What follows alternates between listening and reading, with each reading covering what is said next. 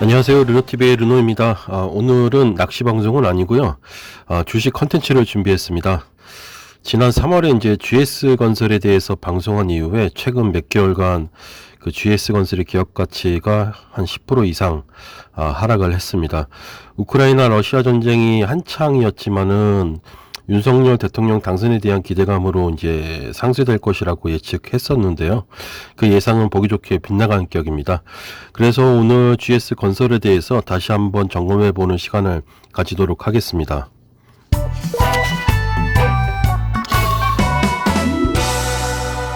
건설주 기업 가치가 부진한 이유는 무엇인가?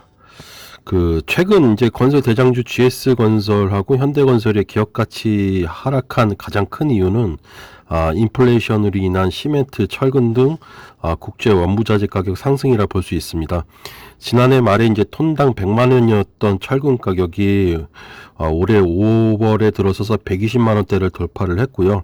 시멘트 생산의 필수적인 유연탄 가격하고 중장비, 운용비의 큰 비중을 차지하는 원유 가격은 계속 상승하고 있습니다. GS건설도 이에 대한 영향으로 올 1분기 영업이익이 이제 1,530억 원으로 전년 동기 대비해서 13% 감소해서 시장 가이던스를 하회하는 실적을 보였습니다. 이러한 이제 원부자재 가격 상승은 우크라이나 전쟁이 종료되지 않으면은 가격 상승이 장기화될 것으로 좀 시장은 전망하고 있습니다. 두 번째 요인으로는 이제 금리 인상으로 인한 분양시장 위축입니다. 건설업은 부동산 시장과 직결되어 있기 때문에 금리 인상은 실적에 직접적인 영향을 미치고 있습니다. 단순히 놓고 보면 금리가 인상되면은 부동산을 구입한 사람들의 이자 부담이 가중되고 매수 심리가 이제 위축됨에 따라서 신규 분양 시장에 악영향을 미치게 됩니다. 특히 이제 최근 일각에서 주택담보대출 금리가 연 7%를 넘어설 수 있다는 관측이 나오면서 올 초부터 지방도시를 중심으로 미분양 물량이 쌓이고 있고요. 이는 이제 GS건설의 기업 가치를 절하시키는 요인으로 작용하고 있습니다. 세 번째로는 정책 관련 불확실성입니다. 윤석열 정부 출범과 함께 본격적으로 진행되리라 기대됐던 부동산 정책들이 늦어지고 있습니다. 윤석열 정부의 대표적 공약으로 주택 250만 원 공급 중에 민간 주도 200만 원 건설 정책은 아직까지 뚜렷한 그림이 나오고 있지 않습니다. 연초까지만 해도 수도권 내 이제 조성된 아파트 단지의 재건축 규제 완화는 이제 브랜드 아파트를 보유한 이제 대형 건설사들에게 기회가 될 것이라는 기대감이 잔뜩 형성되었지만요. 최근 이제 관련 정책의 지원은 이제 시장의 불확실성을 오히려 가중시키고 있습니다. 특히 이제 재건축 초과이익 환수제, 대출 규제, 그리고 분양가 상한제는 최근 건설회사 기업 가치에 대해서 관망세가 짙어지게 하는 가장 큰 요인으로 볼 수 있습니다.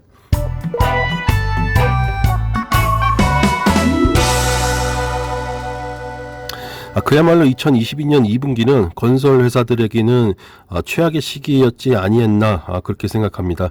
그렇다면 언제 건설 회사들의 기업 가치는 상승 전환될 것인가? 쉽게 생각하면 앞서 말씀드린 이제 세 가지 악재 요인이 해소가 되면은 기업 가치는 반등되리라 생각됩니다. 우선 가장 희망적인 소식은 이제 정책의 변화입니다. 원희룡 국토교통부 장관이 지난 5월 30일 관계자들과 건설자재 급등이 공사 현장에 미치는 영향 그리고 그 대응 방안에 대해서 점검을 했고요. 화면에서 보시는 바와 같이 자재 가격 상승분을 공사비에 적게 반영하는 제도 이런 개선 등을 통해서 주택 공급 영향을 최소화하겠다고 밝혔습니다.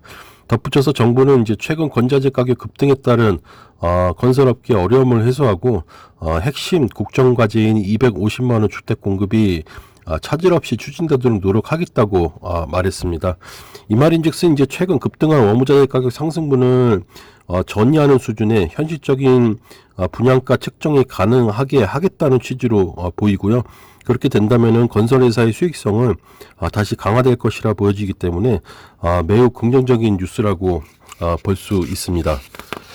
두 번째로는 이제 지방선거의 확정에 따라서 이제 부동산 정책의 속도는 빨라질 것으로 예상됩니다. 지난 6월 1일 지방선거에서 여당인 국민의힘이 승리하면서 윤석열 정부가 추진하는 부동산 정책이 이제 힘을 받을 것으로 예측됩니다.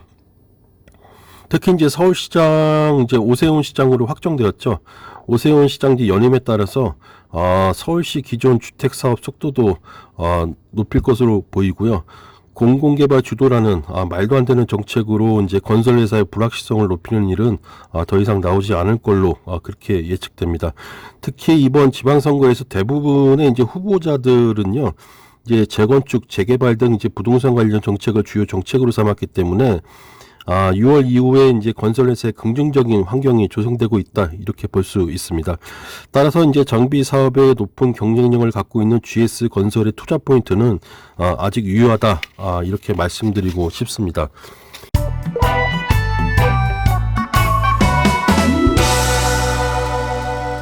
지금 보시는 차트는 이제 GS건설의 주봉 차트입니다. 지금 가격 38,000원대는 최근 1년간 GS건설의 지지선입니다. 월봉 차트를 보더라도 35,000원은 무너지지 쉽지 않습니다. 볼린저 밴드상 아직 하한선을 이탈하지 않았기 때문에요. 2분기 실적 발표 이후에 다시 반등이 시작되지 않을까 그렇게 생각합니다. 물론 이제 2분기 실적이 최근 이제 원부자재 가격 상승분을 어느 정도 상쇄하느냐에 따라서 그 향방은 다소 좀 변수가 있을 걸로 좀 예상은 되지만요. 원부자재 가격 상승에 대비한 이제 회사 측의 이제는 대책과 노력은 연초부터 분명히 계속되었기 때문에요. 2분기 때 큰 폭의 원가의 상승은 없을 것이라 그렇게 예상해 봅니다. 이상으로 GS건설에 대한 방송을 마치겠습니다. 지난 3월 방송 때까지만 해도 좀 올해 횡보를 마치고 윤석열 정부의 당선 수혜를 받아서 기업 가치가 다시 한번 재평가 받을 것이라고 예상을 했는데 보기 좋게 그 예상은 빗나갔습니다. 주식시장에서 확실은 없다는 그 말이 와닿는 순간입니다. 하지만 이제 GS건설에 대한 투자 포인트는 아직 살아있고요. 우호적인 정책들이 하반기에 나오기 시작할 것이니까 관심 종목에서 배제하거나 손절하기에는 맞지 않다고 생각합니다. 이상으로 GS건설에 대한 방송을 마치도록 하겠습니다. 네, 감사합니다.